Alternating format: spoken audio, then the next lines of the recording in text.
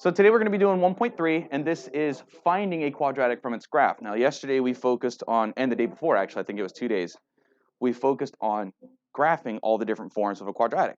Well, now I have a quadratic graph, and we're going to do it in reverse order. We're going to figure out what its equation is. Now we haven't been told what form to use, so really we choose whatever form is best for us. That's what we do. And basically, if there's information given to you on a picture, it was given to you for a reason. You needed to have used it. What do I mean by that? Well, what I mean is I see 3 bits of information that were given to me. All 3 of them must be useful. In my opinion, the most useful is the fact that I can see both of my zeros. That means this thing would have factored real nicely and the answers would have been -1 and +3. So the only way that happens is if it's x plus 1 times x minus 3. But that's not enough. Notice I left a space in the front. Why is that not enough? Well, because there are an infinite number of quadratics that will go through those same 2 zeros. I mean, you notice this quadratic is upside down, and for all we know, that vertex could be at 4, it could be at 5, picture could be not drawn to scale, it could be at 10, we wouldn't know. So what we do is we say, I know there is some value right here. I know that. And my job is to find that value. And that is where the y-intercept is going to come into play. The coordinates there are 0, 3. Believe it or not, I see a lot of mistakes here. 0 is the x value. 3 is the y value. People, yeah, IB students, switch them. It happens all the time. Happened a lot last year with the juniors, actually. So the 3 is a y value. F of x is the y values. So I can say 3 equals, and I replace my x's with zeros.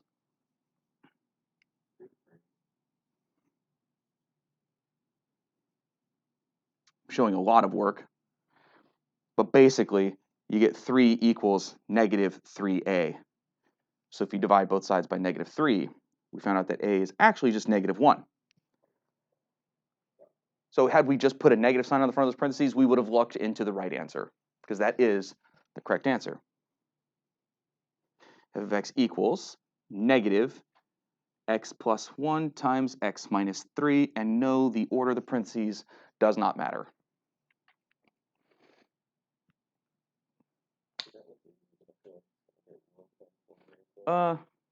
Yeah, I mean, much like all mathematics, it starts off real easy and could become painful. I don't know, we'll find out. Sophia's struggling to see. Oh, that reminds me, I don't have a seating chart yet, and I was supposed to have had one by Tuesday. Basically, you could sit where you're sitting now. I don't really care. You know, I'm not going to move you. The only class I moved was 3rd period, because yikes. But you guys, I'm just going to put you where you are. But, yeah, so I just have 2 people absent, right? Aaron's not here, and Caitlin's not here. Okay, I'm just trying to remember where. Oh, who sits there? Who? He's not in this class anymore. He switched out yesterday. No. No, look. That's why I told you guys. I told you guys day 1. Like, this is the hard one. If you're not ready for a math challenge, then because this one's calculus heavy, then maybe you go to the other IB math class, which ends up being statistics heavy, because it's more applicable to the real world. What I was just saying, Sophia's struggling to see. I'll try not to write so close to the bottom in the future. Sorry. The next one, scroll up a little bit. It does have 3 pieces of information. Technically, there's 3. Technically. And the reason why I say that is because you should notice that its vertex is sitting on the x-axis. That means it has a repeated root.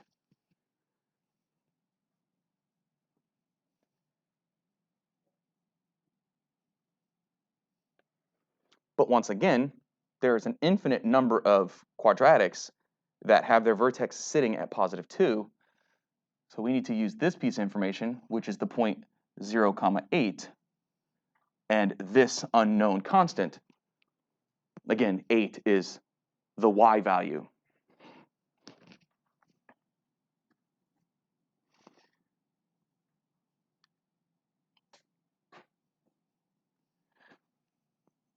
So 0 minus 2 is negative 2, and when you square it, you get 4.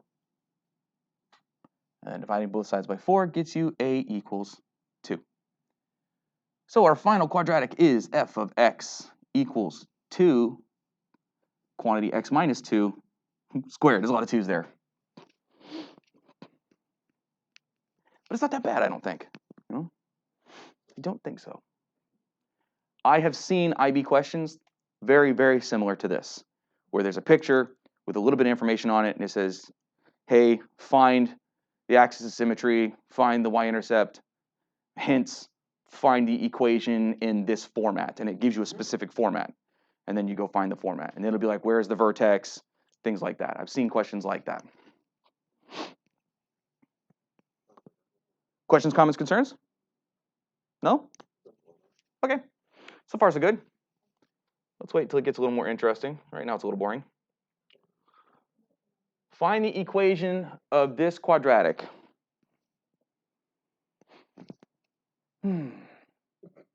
So we have a y-intercept, we have an axis of symmetry, and we have one of our two zeros.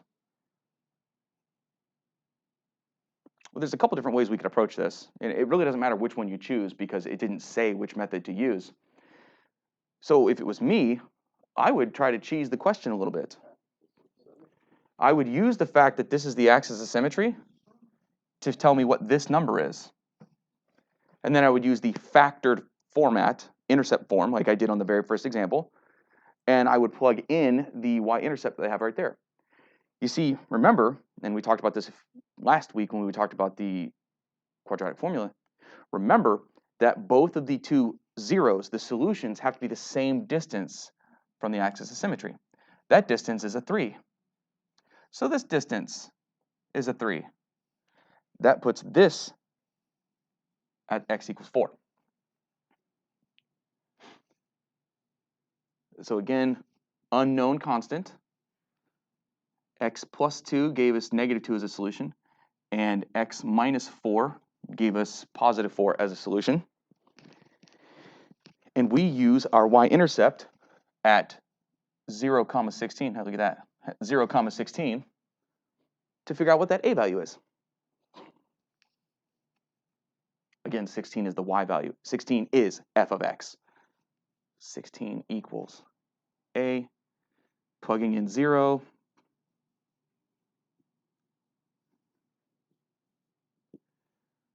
two times negative 4 is negative 8. And then dividing gets you negative 2. And like I said, it didn't dictate to us what format to use, so I'm just going to leave it in intercept form, because why not? On your IB tests, you never do more than you need to, because you don't want to talk yourself out of points. The moment you have a correct answer, don't try to do anything else. You don't need to reduce your fractions. You don't need to reduce your radicals. You don't need to rationalize your denominators. Once you have a right answer, stop. I have seen people reduce fractions wrong and then lose the question. They lose the credit for the answer because you kept working and you were wrong.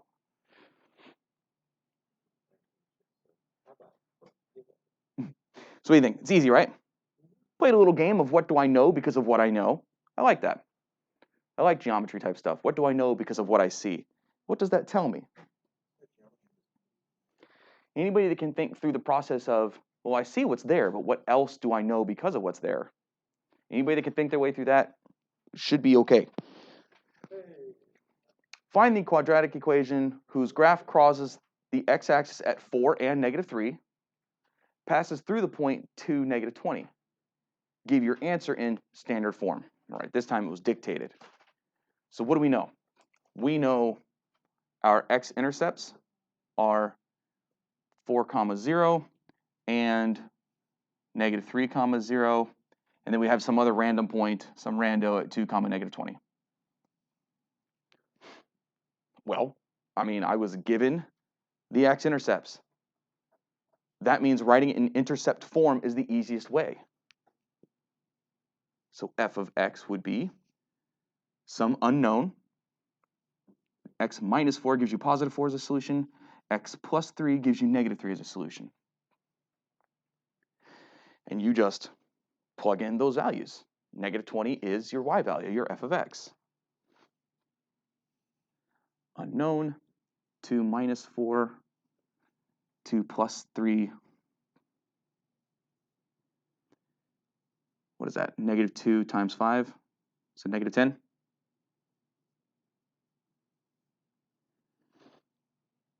That makes A B2.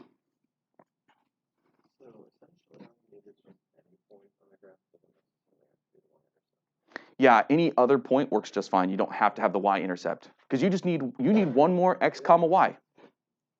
That's all you need. A little bit of knowledge about quadratics that you might not have known. I could throw 3 darts at a board, and wherever they stick, there is an equation of a quadratic that goes through all 3 points, no matter what. Any 3 points in two-dimensional space, there is as long as they're not vertical from each other, that's cheating, so that's not a function.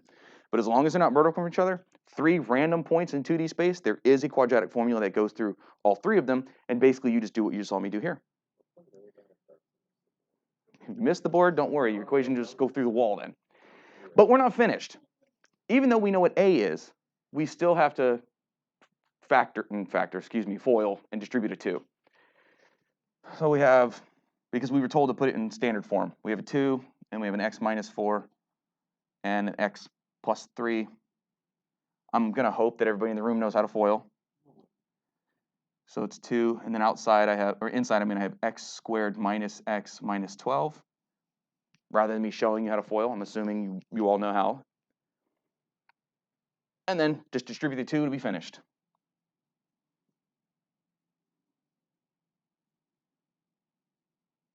Boom. There it is. A little bit more work involved.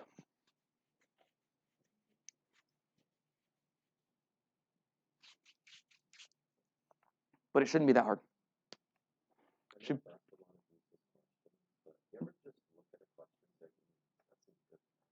Yes, there's lots of times I look at a question and go, that's good math.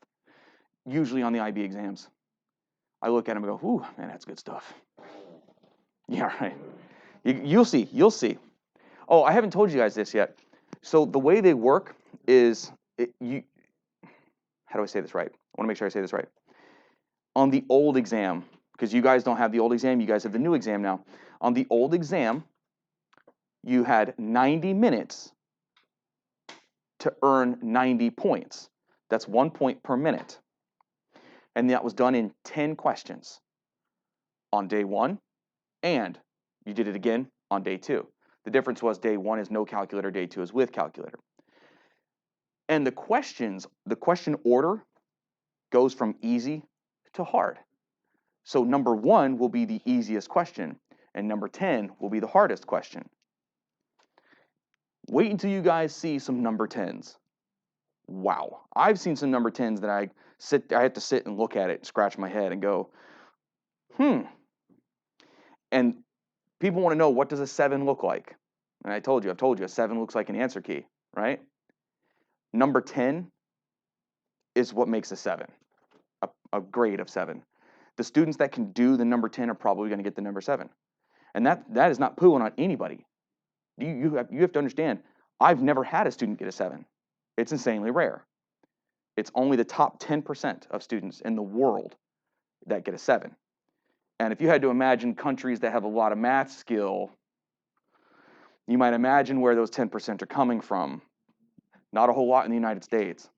But that's not to poo on anybody. Great news is, most universities, you get a 4, you got yourself a calculus credit. I don't know we haven't been told with the new curriculum, but with the old curriculum, it gave you a business calculus credit. So if you were going to do any STEM field major, they'd make you take calculus anyway, because it wouldn't be business calc. But if you were going to do anything else, you just got yourself a business calc credit, which there's a good chance you wouldn't have to do any math in college after that, unless you're going to be a business major or something like that. So it's pretty cool. Yeah, and then you're going to take stats. Well, stats is usually, almost everybody takes statistics. Almost everybody. Alrighty? In college, yeah. Find the equation. Now these are a little bit different because I don't have the x-intercepts. But for these two questions, what I do have is the vertex. So since I have the vertex, I want to use vertex form. Vertex form looks like this. Just going to write it up there. A x minus h quantity squared plus k. There's vertex form. And hk is your vertex. And oh, look, another point. 0, 16. We will use that after we have filled out vertex form. We will use 0, 16 to figure out what A is. It's always plus K. So we have f of x is some unknown constant, x minus 3 squared, and then minus 2 because k happens to be negative this time. H is always the x value of the vertex. K is always the y value of the vertex. Mr. M, how would I know? Well, x comes before y in the alphabet. H comes before K in the alphabet. It's not an accident. Okay. What's that? I don't know why I had to think about H. Yeah. I can't alphabet today. All right, so let's plug in 0, 16. Again, 16 is a y value. It is f of x. So you drop it here, and you would be surprised how often I see that mistake where they put the 16 there, where they just switch them. In IB, it's like, oh, crap, I hate when that happens. So what do we have? X value is 0. And again, like you said, Luca, I could actually use any other coordinate. It didn't have to be a y-intercept. Let me scroll for my shorties. There we go. You know what? I'm going to skip a step here. Negative 3 squared is 9. So we have 9a minus 2. Add 2. And you can see that a is 2. Yeah. Yeah, I didn't make these questions up. Kind of like, you know how you used to have to find like a perpendicular line? Yeah. Yeah. Yeah, you end up trying to get, you see a lot of 2s, 3s, sometimes a 4. And that's because they're trying to have the numbers be too big.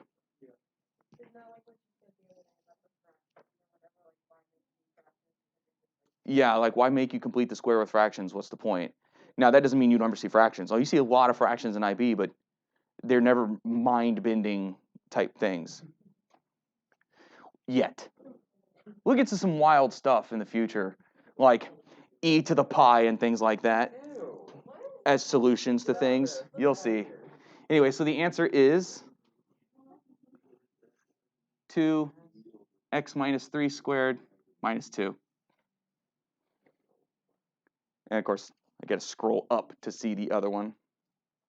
So if we're doing an IB question and it asks you to write an answer such as, so it doesn't really matter what form you put it in. Yeah, so yeah, unless they specify a format, you choose the one you like. Okay. But usually they kind of guide you along, and you guys will see that the IB questions are normally, they call them scaffolded, where question number, I told you do 10 questions to earn 90 points.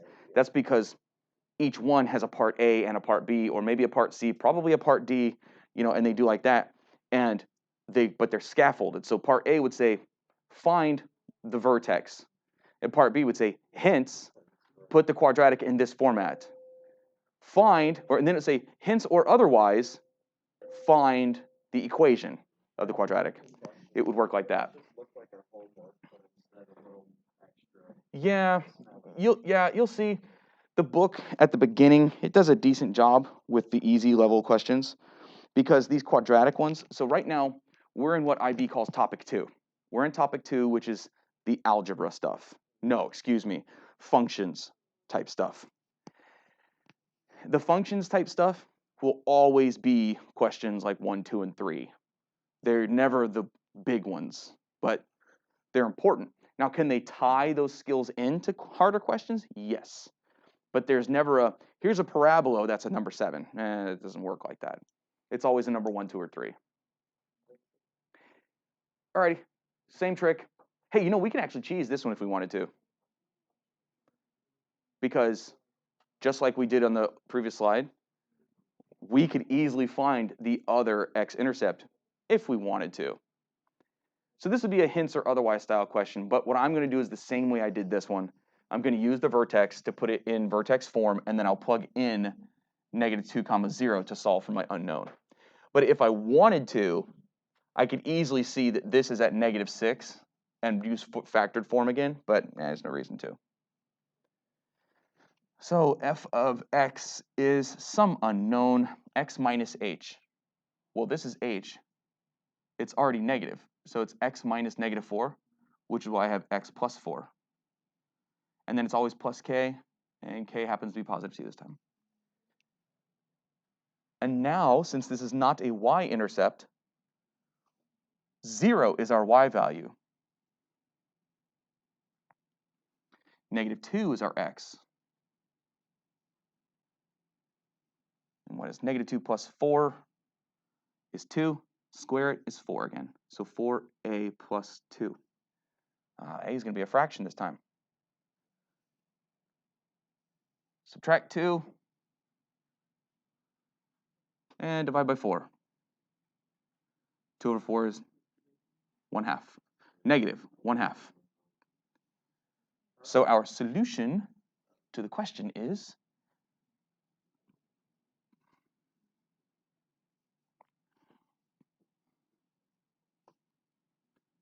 right there. Right there. And the homework should be just as simple.